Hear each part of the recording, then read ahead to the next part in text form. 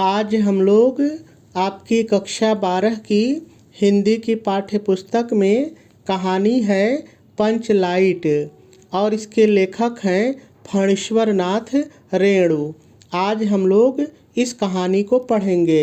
देखिए, किसी भी कहानी को पढ़ने से फ़ायदा ये होता है कि उस कहानी पर आधारित आपकी बोर्ड की परीक्षा में जो भी प्रश्न पूछे जाते हैं, जैसे कहानी का सारांश लिखिए या कहानी की कथा वस्तु लिखिए या कहानी का कथानक लिखिए या कहानी की समीक्षा कीजिए या कहानी के उद्देश्य पर प्रकाश डालिए और कभी कभी किसी भी कहानी में आए हुए पात्र का चरित्र चित्रण लिखने के लिए दे देता है। तो ये सारे प्रश्न आपको बहुत ही आसानी से समझ में आ जाते हैं। इसलिए मैं आपसे यही कहूँगा, जब भी आप कहानी पर आधारित कोई प्रश्न तैयार कर रहे हैं तो उसके पहले उस कहानी को एक बार अच्छी तरह से पढ़ लीजिए, समझ लीजिए, तो सारे प्रश्नों को तैयार करना बहुत आसान हो जाता है। तो आज हम लोग इस पंचलाइट कहानी को पढ़ेंगे, लेकिन इस कहानी को पढ़ने से पहले मैं आपको इस कहानी के बारे में थोड़ा सा बता देता हूँ। आप सुन लीजिए, फिर उसके बाद जब मैं एक एक लाइन पढ़ूँगा तो इस कहानी का अर्थ आपको बहुत आसानी से समझ में आ जाएगा। देखिए, यदि पंचलाइट कहानी की बात करें तो ये एक आंचलिक कहानी है। देखिए, आंचलिक कहानी का मतलब है अंचल विशेष की, क्षेत्र विशेष की। और ऐसी कहानियों में होता क्या है कि यह कहानी जहाँ की होती है वहाँ की बोली भाषा का प्रयोग होता है, वहाँ के रीति रिवाजों का इसमें जो है प्रयोग होता है, यानी वहाँ की जो परंपराएं हैं उनका प्रयोग होता है, जिसको पूरे देश में जाना जाता हो ऐसा ज़रूरी नहीं है। तो जब किसी कहानी में क्षेत्र विशेष की सारी बातों का प्रयोग किया जाता है और कहानी लिखी जाती है, तब उसको हम लोग आंचलिक कहानी कहते हैं। ठीक है।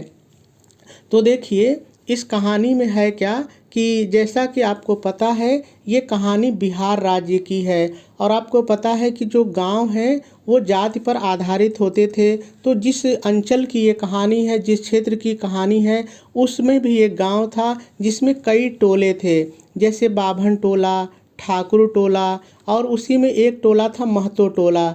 और मुझे जहाँ तक पता है, बिहार में जो पटेल लोग होते हैं उनको महतो कहते हैं। ठीक है, खैर इससे मतलब नहीं है, लेकिन जान लेना चाहिए। तो देखिए, जो बाभन टोला था उसके पास भी रात में जलाने के लिए पेट्रोमैक्स था, जिसको कि हम लोग गैस कहते हैं। ठीक है, या जिसको वहाँ के लोग पंचलाइट कहते हैं। और ठाकुर टोले के भी पास था, लेकिन जो महतो टोला था उसके पास पेट्रोमैक्स नहीं था। ऐसे में जो महतो टोला के पंच थे, उन्होंने अपने समाज के उन लोगों से जो समाज के विपरीत कार्य करते थे, समाज के विपरीत आचरण करते थे, तो उन पर जुर्माना लगा देते थे और जुर्माने से पैसा वसूल करते थे। और ऐसा करते करते महतो टोली के पास 15 महीने में इतना पैसा हो गया कि वो भी पेट्रोमैक्स यानी पंचलाइट खरीद सकते थे। और हुआ भी ऐसा ही। महतो टोला के जो लोग थे वो जाते हैं मेले से और पंचलाइट खरीद करके लाते हैं।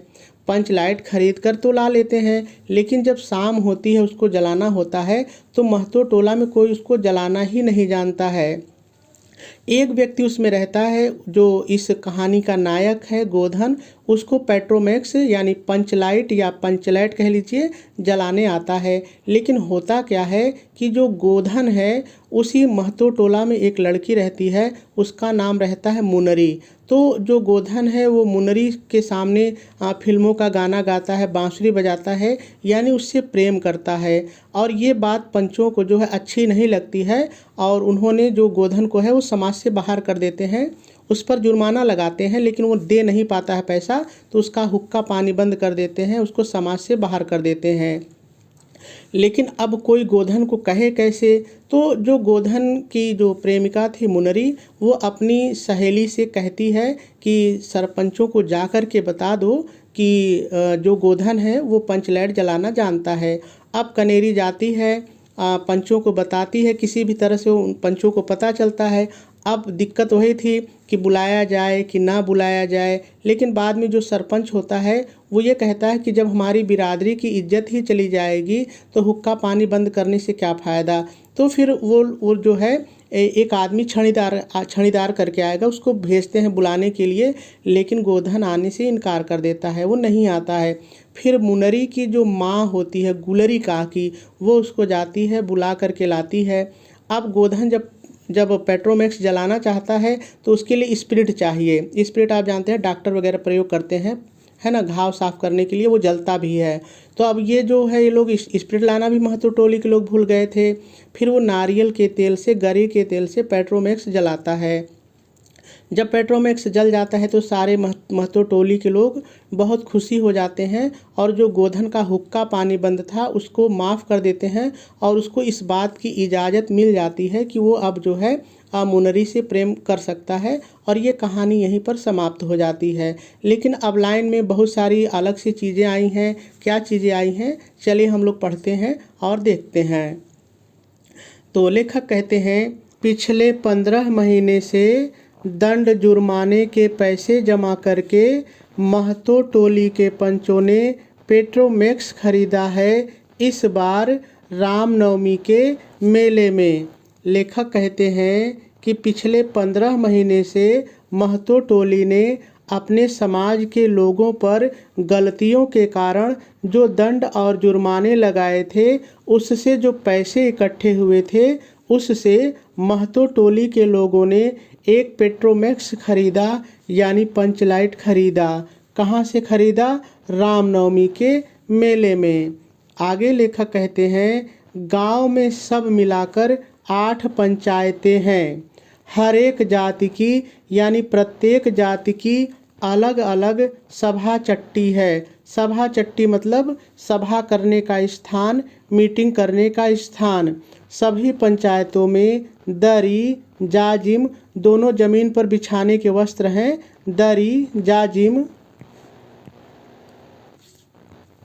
दरी जाजिम सतरंजी और पेट्रोमैक्स है। पेट्रोमैक्स जिसे गांव वाले पंचलाइट कहते हैं। ठीक है।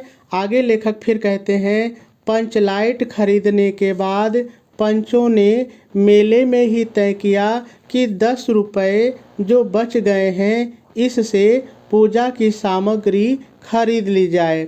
अब यहाँ पर लेखक ये कहते हैं कि जब जुर्माने के पैसे से लोगों ने पेट्रोमैक्स यानी पंचलाइट खरीदा, उसके बाद भी 10 रुपये बच गए, तो लोगों ने ये सलाह की कि ये जो बचे हुए 10 रुपये हैं इससे पूजा की सामग्री खरीद ली जाए। आगे लेखक कहते हैं कि गांव वाले कहते हैं बिना नेम टेम के। देखिए, बिना नेम टेम का मतलब बिना पूजा पाठ के, बिना नियम के, बिना पूजा पाठ के, बिना कर्म कांड के कल कब्जे वाली। देखिए, कल कब्जे वाली का मतलब यहाँ पर है जो पेट्रोमैक्स है, जो मशीनरी है, यानी कोई भी वस्तु कहते हैं कि बिना पूजा पाठ के कल कब्जे वाली चीज़ का पुण्याह। देखिए, पुण्याह का मतलब प्रयोग नहीं करना। इतना फिर से समझ लीजिए। लोगों ने कहा, जब पेट्रोमैक्स लोगों ने खरीद लिया तो कहा कि बिना नेम टेम के, बिना पूजा पाठ के कल कब्जे वाली चीज़ का पुण्याह मतलब प्रयोग नहीं करना चाहिए। आगे लोग ये भी कहते हैं कि अंग्रेज बहादुर के राज में भी, यानी जब भारत पर अंग्रेज़ों का शासन था उस समय भी पुल बनाने के पहले बलि दी जाती थी। लोगों ने ऐसा कहा, यानी कि जब अंग्रेज भी नेम टेम करते थे, पुल बनाने से पहले बलि दी जाती थी, तो हम भी पेट्रोमैक्स जलाने से पहले कुछ नेम टेम करेंगे, कुछ पूजा पाठ करेंगे। मेले में सभी पंच दिन दहाड़े ही गांव लौटे, यानी मेले से लोग पंचलाइट खरीद करके शाम होने से पहले ही गांव में लौट आए। सबसे आगे पंचायत का छाणीदार। देखिए, छाणीदार का मतलब आप समझ लीजिए चौकीदार। ठीक है। पंचलाइट का डिब्बा माथे पर लेकर, यानी अपने सिर पर रख करके, और उसके पीछे सरदार, यानी सबसे पहले छड़ीदार अपने सिर पर जो है पेट्रोमैक्स का डिब्बा, पंचलाइट का डिब्बा लिए हुए था। उसके पीछे सरदार, उसके पीछे दीवान, और उसके पीछे जो और पंच थे वो सब गांव की ओर चले आ रहे थे। गांव के बाहर गांव के बाहर ही ब्राह्मण टोली के फुटंगी झा ने, फुटंगी नाम है और झा जो है ये टाइटल है, ये सरनेम है। बिहार के जो ब्राह्मण होते हैं वो झा लिखते हैं। तो आप देख रहे हैं कि बिहार की कहानी है। तो मैंने कहा अब इसी से ये पता चलता है कि आंचलिक कहानी है, क्योंकि हमारे इधर जो ब्राह्मण हैं वो दुबे, मिश्रा, ऐसे उनकी शुक्ला इस तरह की टाइटल है, लेकिन ये झा एक बिहार की आंचलिक टाइटल है। ठीक है। तो ब्राह्मण टोली के फुटंगी झा ने टोंक दिया, और आपको पता है कि गांव में टोकना ओकना बहुत बुरा लगता है। तो फुटंगी लाल झा ने क्या टोंक दिया, कितने में लालटेन। फुटंगी लाल ने कहा कितने में लालटेन खरीद हुआ महतो। तो देखिए अब यहाँ पर जरा सा समझिए, देखिए उन लोगों ने खरीदा है पेट्रोमैक्स, लेकिन वो झा जी क्या बोल रहे हैं कि लालटेन। यानी यहाँ पर कहने का तात्पर्य है जैसे आप बाजार से मोटरसाइकिल खरीद के लाइए और रास्ते में कोई आपसे कहे भैया इस साइकिल कितने में खरीदे हैं, तो आपको कितना बुरा लगेगा, क्योंकि वो जलन के कारण ऐसा कह रहा है ना, आपकी मोटरसाइकिल को भी वो साइकिल कह रहा है। तो यहाँ पर वही चीज़ है, जो फुटंगी झा हैं वो उनकी पेट्रोमैक्स को देख करके ताना मारते हैं, व्यंग कसते हैं कि महतो ये लालटेन, यानी ये लालटेन तुमने कितने में खरीदी। तो भाई उसे बुरा लगा, तो क्या कहता है छड़ीदार, देखते नहीं है पंचलैट है। बामन टोली यानी बाभन टोली ब्राह्मण टोली के लोग ऐसे ही बात करते हैं। अपने घर की ढिबरी को, ढिबरी को मतलब दिया को, यानी जो ब्राह्मण टोली के लोग हैं अपने घर की तुच्छ वस्तु को भी, छोटी सी भी वस्तु को बिजली बनी कहेंगे। यानी देखिए ढिबरी यानी दिया को बिजली बनी कहेंगे, इसका मतलब छोटी सी भी वस्तु को बहुत बढ़ा चढ़ा करके कहेंगे। और दूसरे के पंचलैट को लालटेन। ठीक है। टोले भर के लोग जमा हो गए। अब पंचलेट गांव में आ गया, छड़ीदार, दीवान, सरदार सब लेकर आ गए। अब गांव के लोग वहां जमा हो गए। औरत मर्द, बूढ़े बच्चे सभी काम काज छोड़कर दौड़े आए, चल रे चल। अब सारे लोग इकट्ठा हो गए, एक दूसरे से कहते हैं चल रे चल, अपना पंचलैट आया है। पंचलैट यानी पेट्रोमैक्स। पंचलैट। छड़ीदार अंगनू महतो रह रहकर लोगों को चेतावनी देने लगा, हाँ दूर से, जरा दूर से, छू छा मत करो, डेस ना लगे। यानी अब वो किसी को पेट्रोमैक्स के पास, पंचलैट के पास आने नहीं दे रहा है। कौन? छड़ीदार। सरदार ने अपनी स्त्री से कहा, अब सरपंच ने, सरदार ने अपनी स्त्री से, अपनी औरत से कहा, सांझ को यानी शाम को पूजा होगी, जल्द से नहा धोकर चौका पीढ़ी लगाओ। आप जानते हैं कथा पूजा होती है तो लोग चौकी बनाते हैं, तो वही कह रहे हैं नहा धोकर के चौका पीढ़ी लगाओ। टोले की कीर्तन मंडली के मूल गायन यानी उसका जो सरदार था। देखिए जब कीर्तन उर्तन मंडली आती है जो हरे राम हरे कृष्ण करती है, तो उसमें 4-5 लोग रहते हैं, कोई ढोल बजाता है, कोई हारमोनियम, कुछ लोग गाना मतलब उसको साथ में गवाते हैं। तो जो कीर्तन मंडली के मूल गायन ने यानी उसके सरदार ने अपने भगतिया पक्षकों यानी उसके साथ जो और सदस्य थे भगतिया पक्षों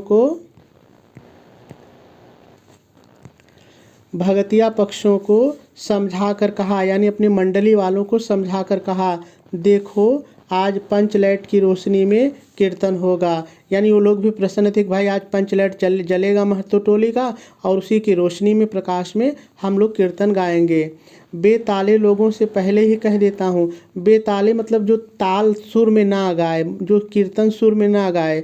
तो जो मूल गायन है वो कहता है कि बेताल लोगों से पहले ही कह देता हूँ, आज यदि आखर धरने में, आखर मतलब अक्षर, शब्द बोलने में डेढ़ बेड़ मतलब गलत हुआ, तो दूसरे दिन से एकदम बायकाट, यानी उसको हम मंडली से निकाल देंगे।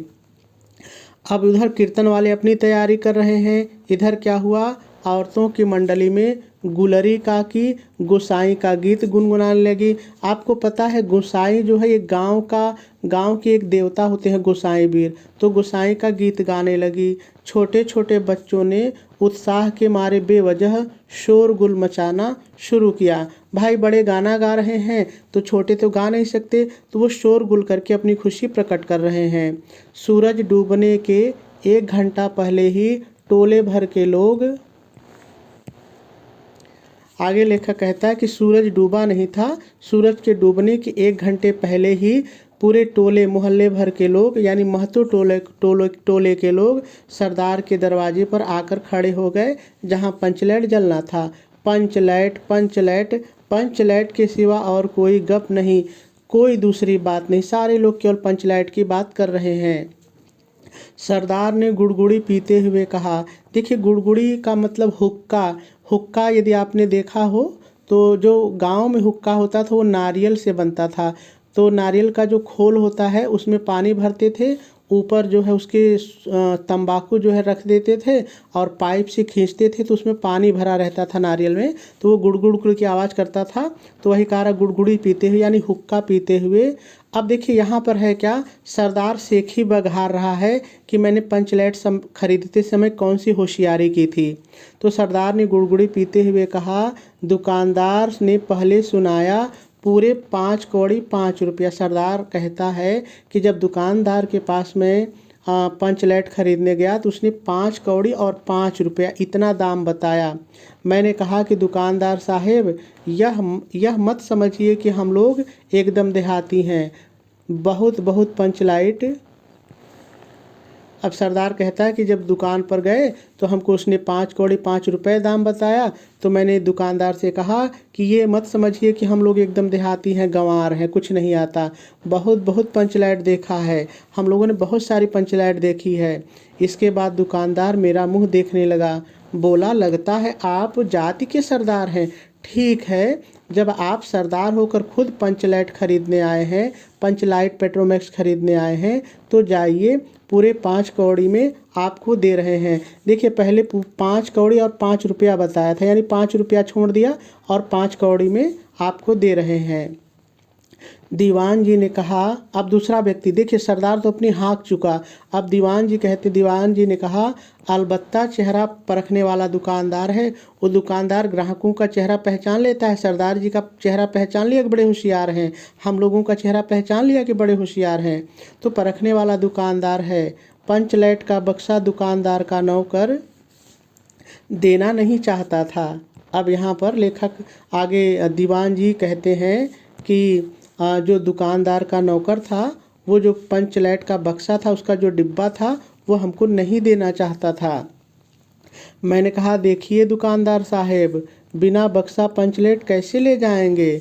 दुकानदार ने नौकर को डांटते हुए कहा, क्यों रे, दीवान जी की आंखों के आगे धूल खेल करता है, धोखा करता है, धूल झोंकता है, दे दो बक्सा। टोले के लोगों ने अपने अब देखिए, अब अपनी बात सरदार कह रहा कि मैं कितना होशियार था, तो जब ये अपनी हाँक चुका तो टोले के लोगों ने अपने सरदार और दीवान दोनों को श्रद्धा भरी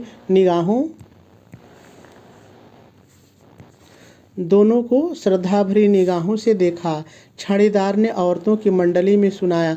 अब देखिए, अब दीवान अपनी बात सुना चुका, अब छड़ीदार क्या कहता है। छड़ीदार ने औरतों की मंडली में सुनाया, रास्ते में सन्न सन्न बोलता था पंचलाइट।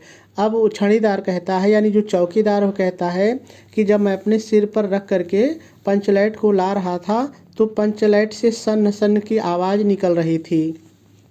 देखिए, मैं बता दूं आपको कि जो पंचलाइट है, हमारे तरफ इसको गैस बोलते थे तब, अब तो समाप्त हो गया। वो वास्तव में जब जलाते थे तो सन्न की आवाज़ निकलती थी उसमें, ठीक है, तो सन्न बोलता था पंचलाइट। लेकिन ऐन मौके पर लेकिन लग गया। अब यहाँ कोई समस्या आ गई, लेकिन ऐन मौके पर लेकिन लग गया, कोई समस्या आ गई। देखते हैं क्या समस्या है। रूदल शाह बनिया की दुकान से 3 बोतल किरासन, किरासन मतलब कैरोसिन, हमारे तरफ इसको मिट्टी तेल बोलते हैं, तो दुकान से 3 बोतल मिट्टी तेल, किरासन, कैरोसिन तेल आया और सवाल पैदा हुआ कि पंचलाइट को जलाएगा कौन। समस्या आ गई, लेकिन क्या लग गया, लेकिन यही लग गया कि कोई पंचलाइट को जलाना नहीं जानता था और सवाल पैदा हुआ कि पंचलाइट को कौन जलाएगा। यह बात पहले किसी के दिमाग में नहीं आई थी। पहले लोगों ने सोचा ही नहीं कि किसी को जलाने आता है कि नहीं आता है। अब आगे लेखक कहते हैं, पंचलाइट खरीदने के पहले किसी ने न सोचा, खरीदने के बाद भी नहीं सोचा। अब पूजा की सामग्री चौके पर सजी हुई है। भाई पंचलाइट जलाना है, पूजा पहले होनी है, तो पंचलाइट जलेगा तभी पूजा होगी।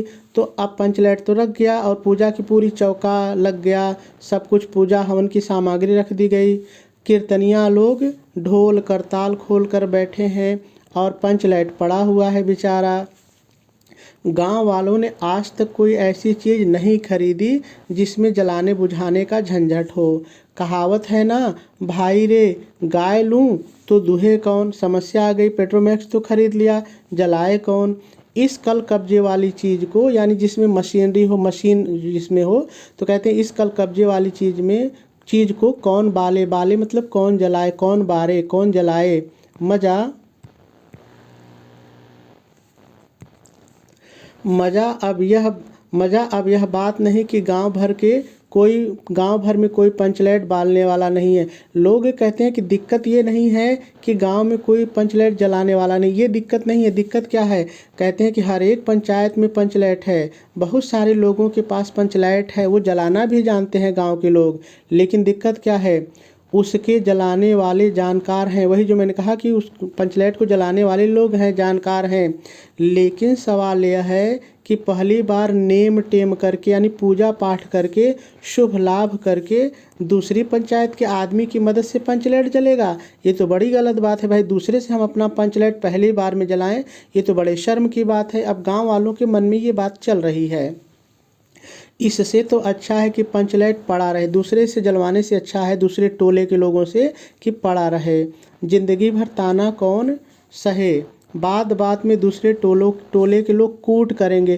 कूट करना का मतलब होता है व्यंग कसना, मतलब ताने मारना, ताने मारेंगे तुम लोगों का। आगे बता रहे हैं कि लोग क्या ताना मारेंगे, तुम लोगों का पंचलाइट पहली बार दूसरे के हाथों से जलाया गया। डांट डांट मतलब कुछ पूरा करना है तो दूसरों के हाथों से जलाया गया, लोग ताना मारेंगे। ना ना ना, नहीं नहीं, बिल्कुल नहीं। पंचायत की इज्जत का सवाल है। दूसरे टोले के लोगों से मत कहिए। चारों ओर उदासी छा गई। भाई कोई जलाना नहीं जानता था, पेट्रोमैक्स पंचलाइट, चारों तरफ उदासी छा गई, सारे लोगों की खुशियाँ ख़त्म हो गई। अब क्या हुआ? अंधेरा बढ़ने लगा। किसी ने अपने घर में आज ढिबरी भी नहीं जलाई थी, यानी लोग इतने खुश थे कि अपने घर में लोग आज दिया नहीं जलाए थे कि आज हम लोग पंचलाइट के उजाले में रहेंगे। किसी ने अपने घर में ढिबरी नहीं जलाई थी। आज पंचलाइट के सामने ढिबरी कौन बालता है, ढिबरी कौन जलाता है? सब किए कराए पर पानी फिर रहा था। सरदार, दीवान और छड़ीदार के मुंह से बोली नहीं। अब वो लोग पहले तो बहुत हाँके थे कि मैं इतना होशियार, मैं इतना होशियार, लेकिन अब उनको जलाने नहीं आता, सबका मुंह लटक गया, मुंह में बोली नहीं। पंचों के चेहरे उतर गए, पंचों के चेहरे उतर गए थे। किसी ने दबी आवाज़ में कहा, कल कब्जे वाली चीज़ का नखरा बहुत बड़ा होता है। हम लोग भी कभी कभी ऐसा करते हैं, यार ये मशीनरी चीज़ें बेकार ऐसी होती ही है। तो किसी ने वहाँ पर यही कहा कि ये कल कब्जे वाली चीज़ का नखरा भी बहुत होता है, दुनिया भर की चीज़ें हैं, इसमें कैसे जलाया जाए। एक नौजवान ने आकर सूचना दी। अब देखिए ताना मारने का क्रम शुरू हो गया, कैसे लोग ताना मारेंगे। तो एक नौजवान ने आकर सूचना दी, राजपूत टोली के लोग यानी ठाकुर टोली के लोग हंसते हंसते पागल हो रहे हैं और कहते हैं कान पकड़कर पंचलाइट के सामने 5 बार उठो बैठो, तुरंत जलने लगेगा। ऐसा राजपूत टोली के लोगों ने महतो टोली को कहा। ठीक है, चलिए आगे देखिए। पंचों ने सुनकर मन ही मन कहा, भगवान ने हंसने का मौका दिया। अब जब ताना मारा ठाकुर टोली के लोगों ने, तो महतो टोली के लोग कहते हैं भगवान ने हंसने का मौका दिया है, हंसेंगे नहीं, हंसेंगे ही। एक बूढ़े ने आकर खबर दी। अब दूसरे ने क्या भाई खबर ला के दी, रुदल शाह बनिया भारी बतंगड़ आदमी है, कह रहा था पंचलाइट का पंपू जरा होशियारी से देना। देखिए जो पंपू है ना, पंप, मैं आपको बता दूं कि जो पंचलाइट होता है, जो जिसको मैंने पहले भी कहा कि हमारे तरफ उसको गैस बोलते थे, तो उसमें पंप मारा जाता था। जैसे साइकिल में हवा से पंप से हवा भरते हैं, उसमें जब हवा भरते थे तो तेल ऊपर जाता था, ऊपर एक मेंटल कहते थे उसको, मतलब वो धागे का बना होता था, वो जलता था। तो अब देखिए जो अब बनिया टोला का सदस्य वो ताना मारा। पहले तो ठाकुर टोले ने ताना मारा, अब बनिया टोला का जो बनिया है रुदल शाह बनिया, वो कह रहा है कि पंच लाइट का पंपू जरा होशियारी से देना। गुलरी काकी की बेटी मुनरी के मुंह में बार बार एक बात आकर मन में लौट जाती है। अब लेखक कहते हैं कि जब यहाँ पर ये सारी समस्या चल रही है, उसी समय जो गुलरी काकी की बेटी है मुनरी, उसके मुंह में किसी व्यक्ति का नाम बार बार आता है, लेकिन वो कह नहीं पाती, उसके मन में वो बात लौट जाती है। वह कैसे बोले? वह जानती है कि गोधन पंचलैट बालना यानी जलाना जानता है। देखिए, मुनरी को पता है कि जो गोधन है वो पंचलैट जलाना जानता है, लेकिन वह किसी से बता नहीं पाती है, कह नहीं पाती है। क्यों नहीं कह पाती, आगे हम लोग देखेंगे। लेकिन गोधन का हुक्का पानी पंचायत से बंद है, यानी पंचायत ने गोधन को समाज से बाहर निकाल दिया है, समाज से बहिष्कृत कर दिया है। क्यों कर दिया है? क्योंकि मुनरी की माँ ने पंचायत से फरियाद की थी कि गोधन रोज उसकी बेटी को यानी मुनरी को देखकर सलम सलम यानी सनम सनम वाला और हम तुमसे मोहब्बत करके सलम यानी हम तुमसे मोहब्बत करके सनम फिल्म का गीत गाता है, सलीमा का गीत गाता है। इसको थोड़ा आगे पीछे कर लेंगे तो अर्थ निकल आएगा। इतना फिर से देखिए, यहाँ पर लेखक कहते हैं कि लेकिन गोधन का हुक्का पानी पंचायत से बंद है। पंचायत ने गोधन को समाज से बाहर निकाल दिया है, क्योंकि मुनरी की माँ जो गुलरी काकी है, उसने पंचायत से फरियाद की थी कि गोधन रोज उनकी बेटी मुनरी को देख करके सलम सलम वाला और हम तुमसे मोहब्बत करके सलम फिल्म का गीत गाता है। पंचों की निगाह पर गोधन बहुत दिन से चढ़ा हुआ था, यानी जो पंच थे वो पहले से ही गोधन पर बहुत नाराज थे, रूठे हुए थे। क्यों नाराज थे? क्योंकि गोधन दूसरे गांव से आकर बसा है और अब तक टोले के पंचों को पान सुपारी खाने के लिए भी कुछ नहीं दिया। बहुत ही प्यारी लाइन है। देखिए, यहाँ पर लेखक ये कहते हैं कि पंच जो हैं वो पहले ही गोधन से बहुत रूठे हुए हैं। क्यों रूठे हुए हैं? क्योंकि गोधन दूसरे गांव से आकर के उस गांव में बसा है और अब तक उन पंचों को घूस के रूप में पान सुपारी तक खाने के लिए नहीं दिया है। तो लोग बहुत नाराज हैं कि दूसरे गांव से आकर के बस गया है और कुछ खिलाया पिलाया भी नहीं। ठीक है, जो पंच कहते हैं उनका मानना है कि परवाह ही नहीं करता हम लोगों की, बस पंचों को मौका मिला। ध्यान से इस बात को समझिएगा। एक तो पंच उससे नाराज थे, अब पंचों को मौका मिल गया, क्योंकि गुलरी काकी ने यानी मुनरी की माँ गुलरी काकी ने गोधन की शिकायत कर दी पंचों से, तो पंचों को मौका मिला।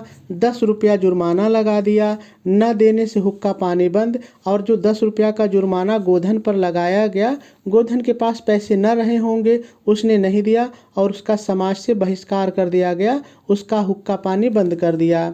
ठीक है, आज तक गोधन पंचायत से बाहर ही है, आज भी उसका हुक्का पानी बंद है। लेकिन मुश्किल क्या आ गई?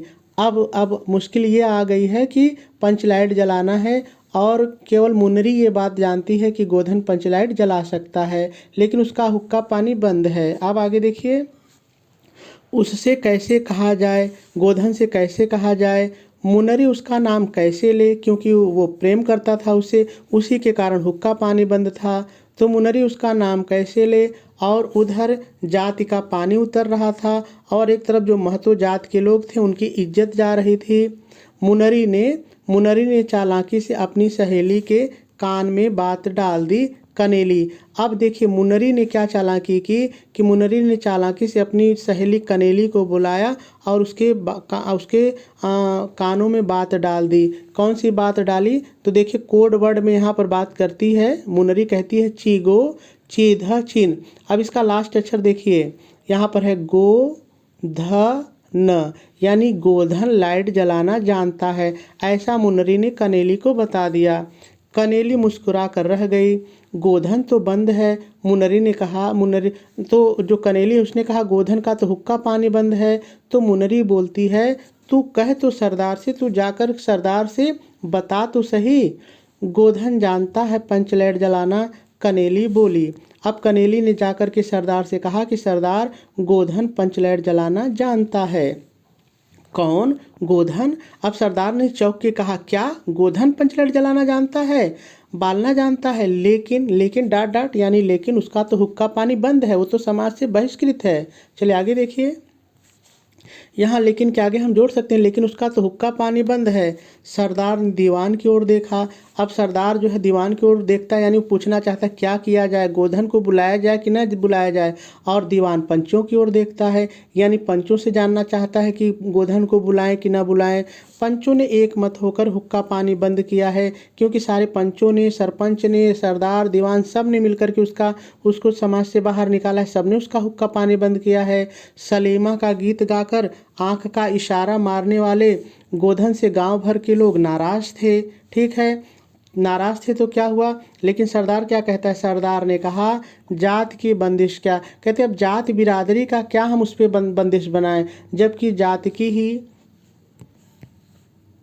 देखिए बहुत प्यारी लाइन है। सरदार कहता है कि जात की बंदिश क्या, जबकि जात की इज्जत ही पानी में बही जा रही है। यानी हम एक गोवर्धन पर, गोवर्धन नहीं गोधन पर यदि हम बंदिश लगा दें तो हमारी इज्जत तो कम जाएगी, लेकिन अगर पंचलाइट नहीं जलाया तो हमारी पूरी इज्जत चली जाएगी। क्यों जी दीवान, दीवान से पूछता है क्यों, मैं सही कह रहा हूँ ना। दीवान ने कहा हाँ सही बात है।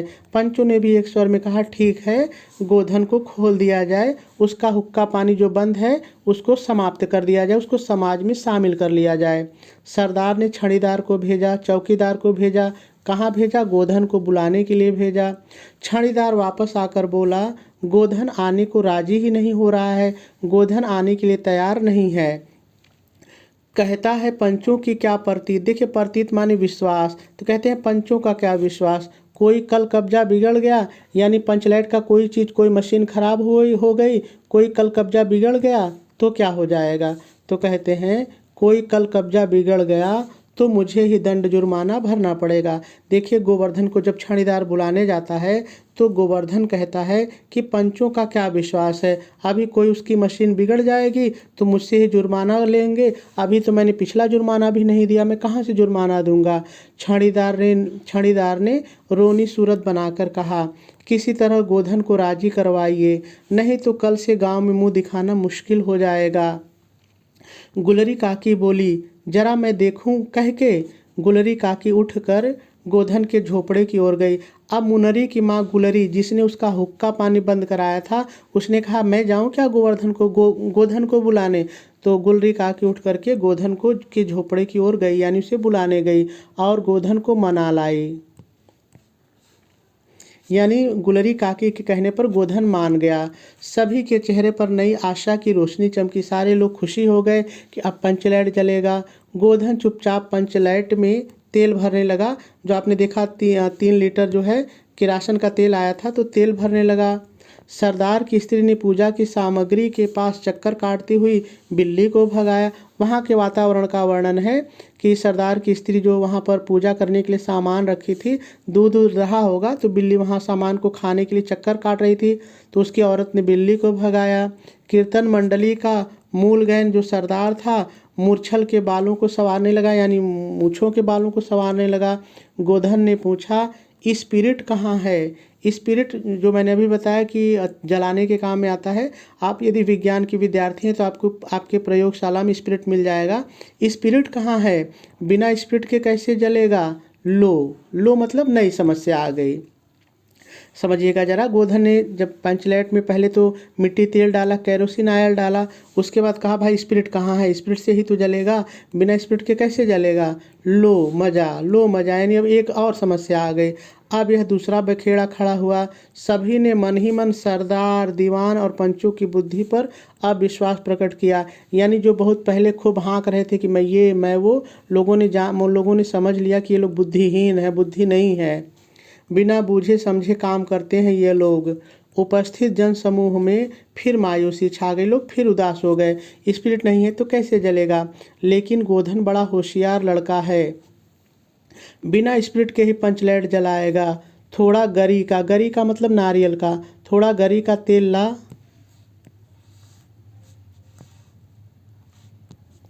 थोड़ा गरी का तेल ला दो। मुनरी दौड़ कर गई और एक मलसी गरी का तेल ले आई। मलसी कोई बर्तन होगा, ठीक है, मलसी गरी का तेल ले आई। गोधन पंचलैट में पंप देने लगा। पंचलैट की रेशमी थैली में धीरे धीरे रोशनी आने लगी। देखिए रेशमी थैली मैंने अभी बताया था आपको थोड़ी देर पहले, जो पंचलैट होता था उसमें बल्ब की तरह एक मेंटल लगाया जाता था जो रेशमी धागे का होता था। तो अब उसमें रोशनी आने लगी। गोधन कभी मुंह से फूंकता, कभी पंचलैट की चाबी घुमाता। थोड़ी देर बाद पंचलैट से सनसनाहट की आवाज़ निकलने लगी और रोशनी बढ़ती गई। लोगों के दिल का मैल दूर हो गया। गोधन बड़ा काबिल लड़का है। पूरे गांव के लोगों ने कहा कि गोधन बहुत ही काबिल होशियार लड़का है।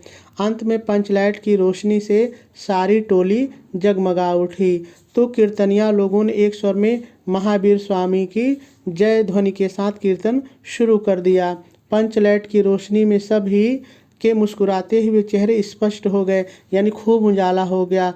गोधन ने सबका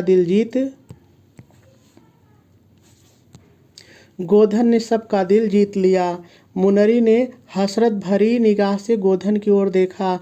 आंखें चार हुई और आंखों ही आंखों में बातें हुई।